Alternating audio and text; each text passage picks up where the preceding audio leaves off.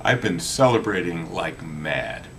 Now that Barack Obama is actually the 44th President of the United States, it's probably time to sober up and figure out exactly how we get that change we can believe in.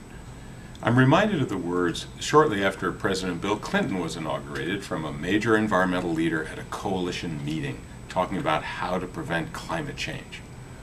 All we need to do, he said knowingly, is talk to Katie McGinty.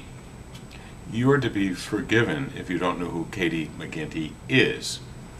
Knowing who the president's advisors are is the stuff of Washington politics. Knowing them by their first names is even better.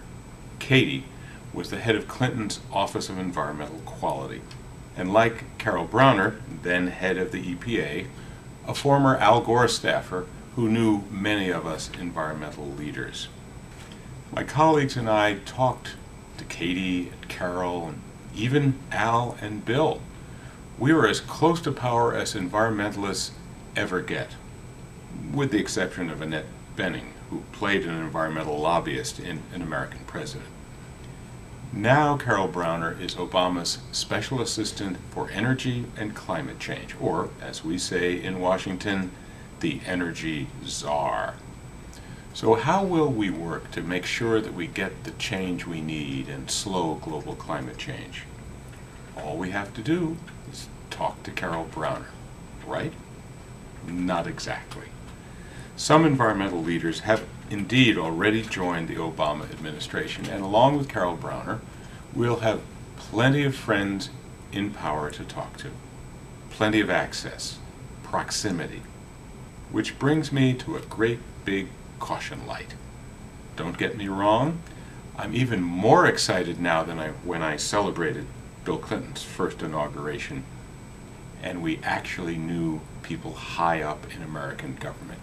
In fact, all that talking to Katie and Carol and Al and Bill helped to get us the Kyoto Protocol and even a comprehensive nuclear test ban treaty. Fast forward to 2009.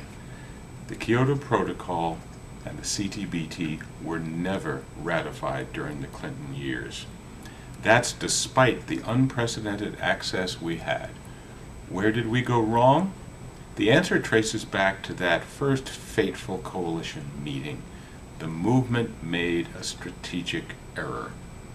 Should we have talked to Katie McGinty, to Carol Browner? Of course. But focusing on the White House and friends in power was just too darn tempting.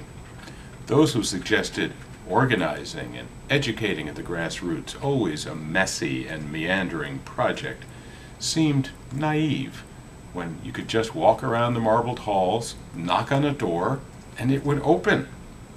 There is real hope as we wave goodbye to the Bush gang and cheer on the Obamas, but there's real temptation, real danger of another strategic error.